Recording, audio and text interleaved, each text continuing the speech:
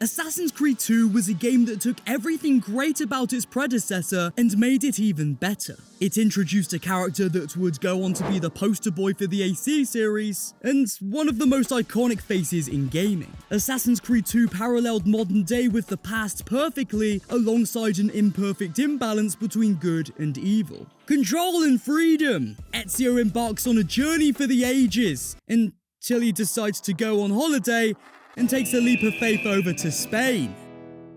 And that's exactly what today's video is about. The lesser known, slightly strange spin-off game in the Assassin's Creed series called Assassin's Creed 2 Discovery. Yeah, you heard me right in the intro, Ezio really does drop everything he's doing in the main AC2 plot to go free some assassins in Spain. Does it make any sense in the context of Assassin's Creed 2? No, of course not. But I suppose this was an early sign of the money-hungry Ubisoft we know all too well today. If Ubisoft have the opportunity to release as many Assassin's Creed games as they can on as many consoles as they can, well, you bet your ass they'll do it. And so, Assassin's Creed Discovery for the Nintendo DS was born.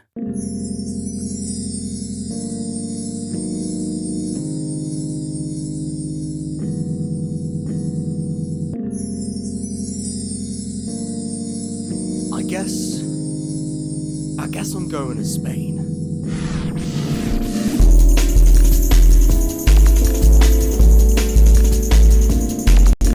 Assassin's Creed 2 Discovery was developed by Kryptonite Games and published by Ubisoft back in 2009. Specifically, the 17th of November, aka the same day that Assassin's Creed 2 was released. Kryptonite was the flagship Assassin's Creed spin-off developer at the time, and their turnaround was pretty impressive. The 17th of November didn't just herald the release of one game from Kryptonite, they released Assassin's Creed Bloodlines for the PSP the very same day. I made a video on that game a while back, link in the description. Discovery was the spiritual successor in many ways to Assassin's Creed Altair's Chronicles, released the year before by the same developer. Now, AC Discovery's main platform was the DS, but it was also set to release for iOS. So, not only could an 8-year-old me play it on my sticky, half-chewed DS Lite, but I could also play the game on my sticky, half-chewed iPod Touch 2G. The iOS version of Discovery was optimized by Gameloft.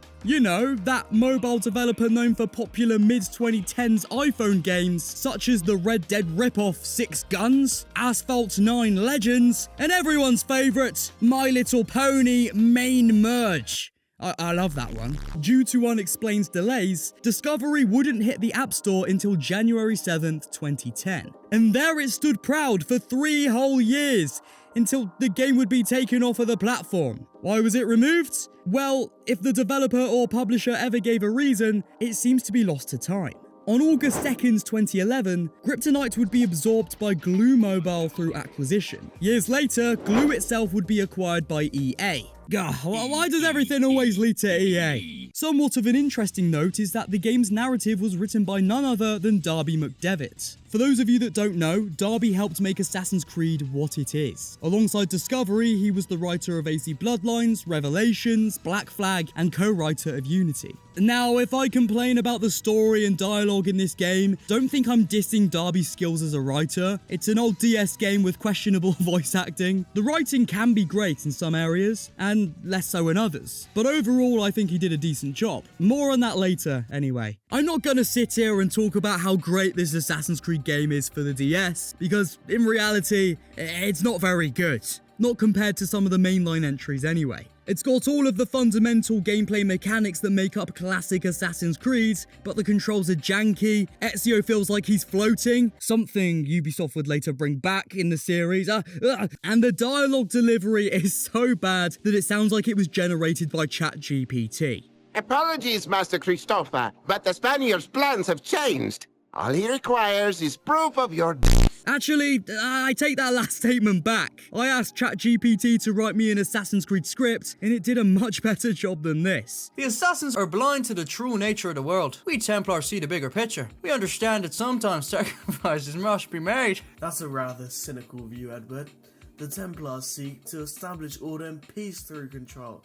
That is not the same as the pursuit of power. Tomato. What? What the f, bro? But here's the thing. Yes, the game feels like a physical manifestation of chronic IBS, but that's its charm. That's why I love this game so much. It's like the movie The Room. It's so awful that it's actually secretly great.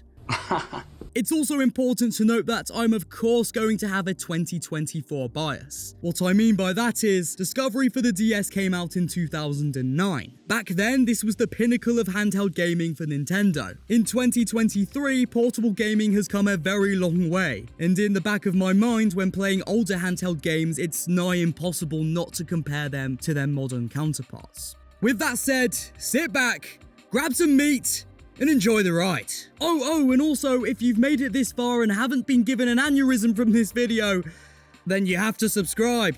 Love ya. Assassin's Creed 2 Discovery begins by throwing us into an Animus-style tutorial, reminiscent of AC1. You're here to learn the basics: parkour, combat, stealth, the inner workings of the UI, you get the point. Then we are launched into Discovery's intro. Master Assassin Ezio Auditore is side-scrolling through the rooftops of Venice. He does an epic voiceover to set the story up for newcomers to the series, as well as let returning players know when exactly this game is set. Now, a lot of people seem to believe that Discovery's story takes place between the events of Assassin's Creed 2 and Brotherhood, and I completely understand the confusion, because that would make a ton of sense. However, you're wrong. You're all wrong! Yeah, I got it wrong too. This side game actually fits into place just before the end of AC2, specifically the years 1491 and 1492. We run, glide, and slice our way across the city until what I guess is a fellow assassin stops us in our tracks. In a voice that feels all too similar to that of a badly voiced Skyrim mod character, he sends us on our first quest. Antonio's been asking for you, Ezio. You should talk to him. Back to more running and slicing. Yeah, that's what most of this game consists of, which isn't a bad thing if it feels fun and is complemented by the story to keep it feeling fresh, which so far I think could be true. I'm actually writing this script as I'm playing for the first time, so I'll give my final verdict at the end of the video. Hopefully I love it. As Ezio reaches the end of his first mission, we are greeted by an overall stats screen laying out how good or bad you did, as well as your level playtime. And at that, Ezio performs his iconic leap of faith. We're deep in the AC2 DS trenches now, guys. After finding a man with information, Ezio quickly realizes that he's been led straight into a trap by Rodrigo Borgia's men. Once Ezio escapes, he talks with him and his accomplice in safety. The men detail a plot by Borgia, at this point in the story he's still referred to as the Spaniard, to search and recover an atlas of significant worth, containing maps charting a western route to the Orient. The men are called Christopher and Luis, and they have had this atlas taken by the enemy. Apprehensively, Ezio accepts the offer to help. Fine, whatever. Well, no, that's not how you said it. Shut the f*** up! I mean, who even are you? You're not dressed as Ezio. Hey! I am Ezio if I say I am fucking Ezio. I couldn't find a good Ezio costume on Amazon, so this will have to do. Yeah, he's right. I guess I just had an Animus profanity filter on, or something. The Atlas. No mistaking that for anything else. I found it!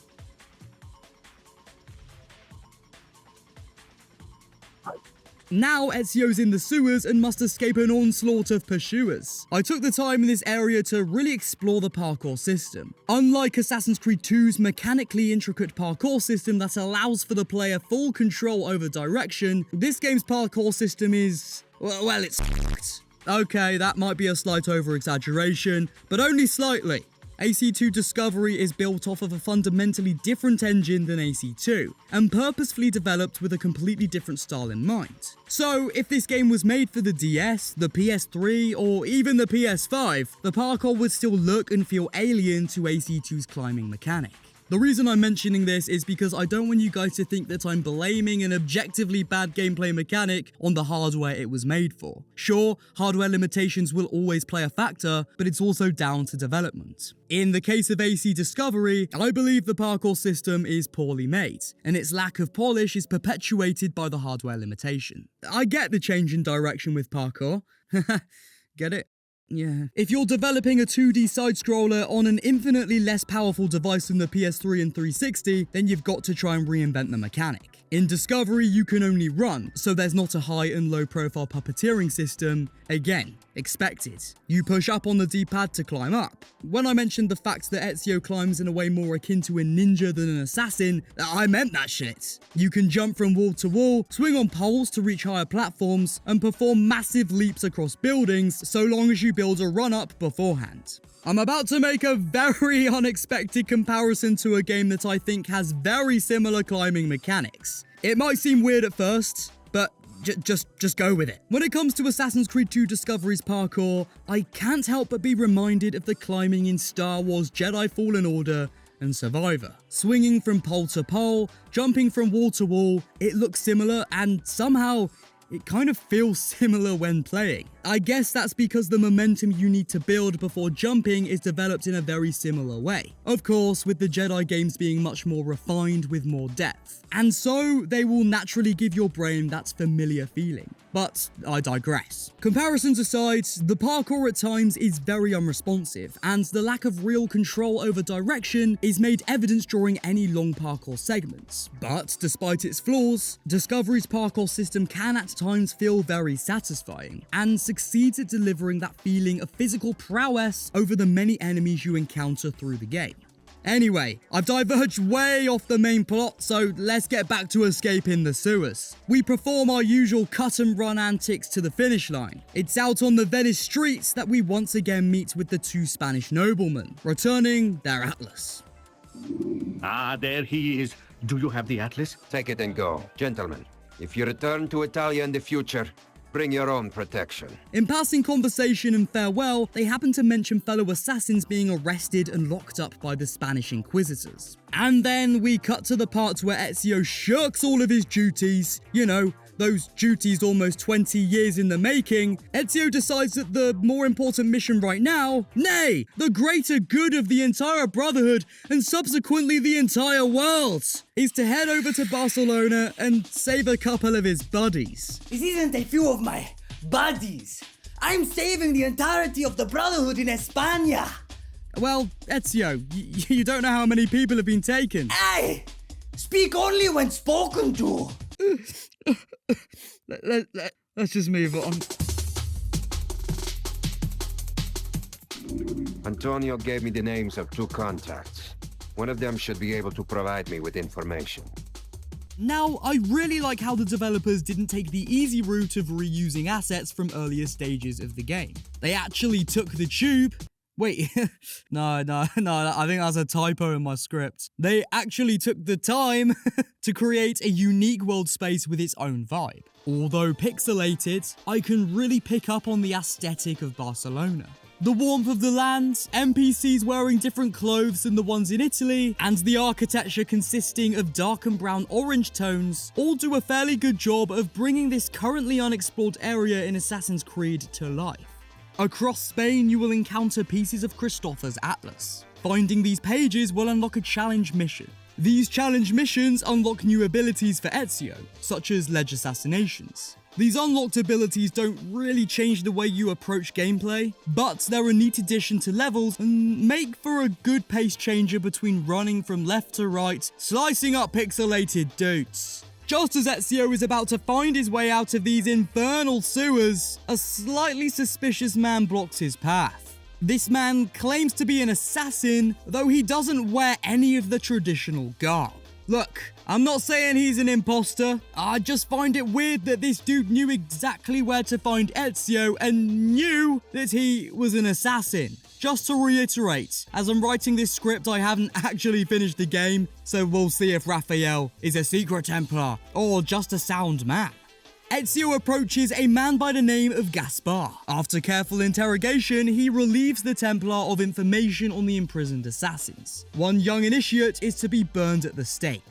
Ezio dispatches Gaspar willfully, then swipes a list from his cadaver. The list contains the names of 6 assassins who have been imprisoned. It's time to head to the town of Zaragoza in search of our first assassin in need. Alas, we arrive too late. Here's some dialogue delivered by one of our targets during this section of the level. Most who are brought here feel they have God's protection, no matter what their faith. And yet, they always tremble with fright. But you dismiss the idea of God altogether, and yet you show no fear. Remarkable. Rodrigo Borgia was right to have me arrest you and your cohorts. Your lack of faith is a disease. Let the heretic bleed. That right there is the DNA of Assassin's Creed. Sure, it's very baseline compared to the likes of AC1, but this conversation delves into the philosophical and ambiguous good versus evil that the series was once known for. This time, control against freedom is portrayed under the light of religion, specifically the religious extremism that was prevalent throughout history. The Templars want to give their subjects the illusion of freedom whilst puppeteering them from behind the scenes. This Templar wishes the assassin to convert to Christianity or confess his sins. Freedom is given if these requirements are met, but to give in to such a rule in order to receive what is considered a God-given right, how is that true freedom? And what if the assassin does what they ask, but the Templars then choose to keep them imprisoned, or worse? Again, that's the illusion of choosing your own fate, your own freedom, or at least that's the way I perceive this. See, the game's dialogue might sound corny, and I'm not saying it isn't, but it's clearly written in a way that it's trying to pose real questions that the Assassin's Creed series was created to do. Not 8-year-old Exile sitting cross-legged with his DS on his village carpet, surrounded by his Hot Wheels and Power Ranger toys, being posed with a myriad of deeply theological and philosophical questions. Okay, we're nearly there, guys. Hold on to your meats. It's time to save the rest of the assassins. Ezio does this one by one. I struggle for hours, but in the end, we get the job done. Sanchez sends Ezio on an assassin errand to take out a Templar named Pedro Llorente. It's the usual run-of-the-mill side-scrolling until we reach our targets. He's just a high-profile politician hanging around by himself in the middle of town. Come on, mate, you gotta put up more of a challenge than that. You're practically doing Ezio's job for him at that point, so yeah. He denies the Templars exist. Then Ezio claps back with a snazzy one-liner. That's a shame, Padre. If they don't exist, they won't be able to save you. Ezio returns to Sanchez once more. He bids him farewell as he's ready to return to Italy after a job well done. But that's not all. Yeah, I bet you didn't see that one coming. Sanchez explains that they're uncovering a huge Templar plot and it's about to come to a head. And Ezio, being the sneaky dude he is, won't want to miss the fun.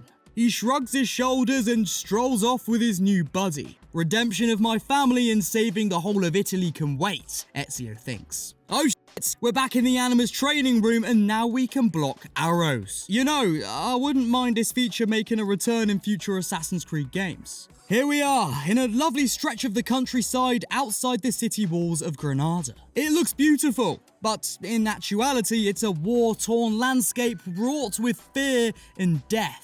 Sanchez explains the political climate of the region, how Granada is one of the last remaining strongholds of the conquered Moors. It's all fascinating stuff derived from real-world history, which I love. But, unfortunately for me, it's right back to running, stabbing, and more importantly, rescuing NPCs. I say it's unfortunate because that's all I've been doing for the last God knows how many hours with this game. I know, it's a little DS game, but I'm starting to lose the will to live. Vary the gameplay a bit, please. Ezio bumps into another man, a dude that I can't remember. I've been making this video on and off for a few months now. Can you remember him? Jesus Christ, I sound like a kid show presenter. Can you spot the cow? Moo, moo. Can you spot the donkey? Can you spot the dickhead? The new dude, who is also the old dude, explains he is also wrapped up in all this business and it's off to assassinate a Templar spy.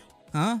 Yeah, that didn't really make any sense to me either. Now, I like this segment of the game because it's a nice change in scenery from the cityscape. Sure, we're still doing the usual run, jump, slash, stab, but at least we can take in the flora and fauna whilst we do it. Oh, Ezio's in a barrel. Oh, okay. Some classic AC eavesdropping, and he's dead.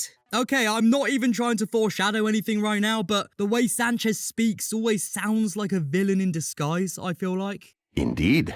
Ezio has finally made it into Granada City, and my god, it's on fire! We can now pull switches too, so there that is. It's time to find and save the king. Yeah, I don't remember anything about a king either. In fact, I have no idea what the hell I'm doing with my life. I'm sat under my bed sheets talking about a Nintendo DS game. Yeah, shut up. I'm under my bed sheets because it's the only way to get good audio quality with my mic. All of a sudden, the war is over thanks to Ezio? I'm not sure. The boys meet back up to chat about what to do next. Oh, but now an NPC has run on screen screaming for help. It's back to eliminating guards for the millionth time. Ezio meets back up with Sanchez to reveal that the maps the Templars are looking for actually reveal the location of an entire new continent. I'm assuming this is America. In real-world history, the US would be discovered by Columbus the very same year AC2 Discovery is set, 1492.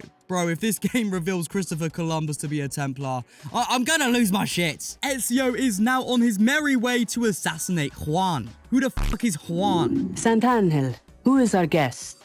I am Ezio Auditore. He is a friend, Queen Isabella. Oh shit, it's the Queen. I wonder if Cristoforo Colombo might profit a little from my royal largesse. Cristoforo Colombo. Oh my god.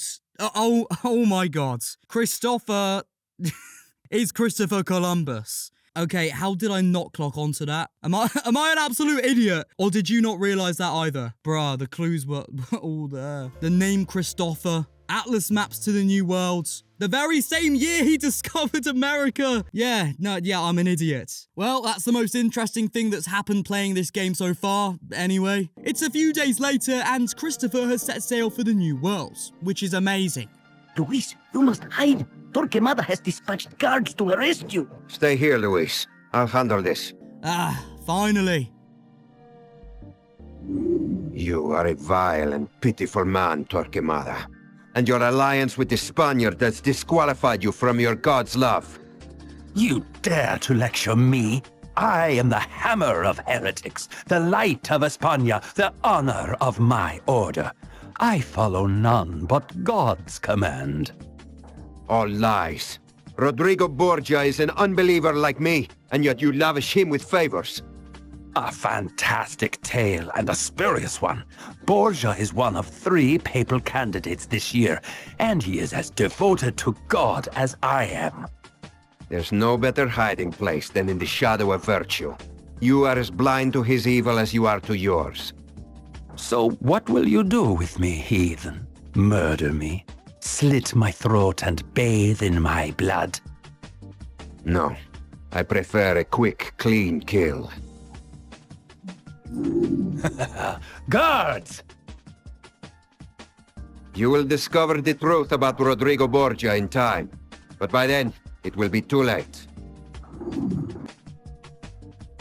Wait, so after all that, are you telling me that Ezio isn't even going to assassinate Torquemada? I'll have some thoughts on that in a minute. So, that was Assassin's Creed 2 Discovery for the DS. Let's talk about it. As I have been saying throughout this video, for what this game is, and for the platform it's on, it's amazing. It's an Assassin's Creed game that encapsulates everything that makes the series what it is, and is on a Nintendo DS. Sure, an AI could generate a much more in-depth and meaningful story than the level of what we got in this game, but, you know, I could say the same for games like Odyssey and Mirage. Yeah, okay, the ending does feel lackluster. I mean, all we really did was hold back the Templars in order to give Christopher time to leave the country, which, as I'm saying it out loud, sounds a lot like a long-winded side quest. But I suppose that's what this game maybe was trying to go for, a companion piece to Assassin's Creed 2, a side story that would only attempt to embellish the mainline title and make some cash in the process. I guess we'll never truly know.